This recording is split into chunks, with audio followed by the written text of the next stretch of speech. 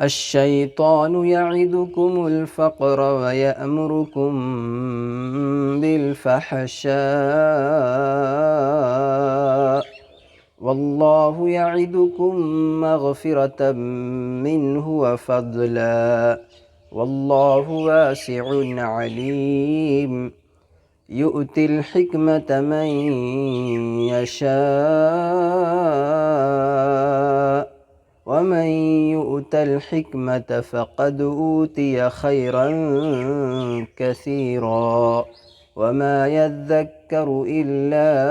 أولو الألباب وما أنفقتم من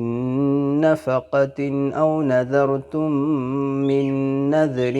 فإن الله يعلمه وما للظالمين من أنصار.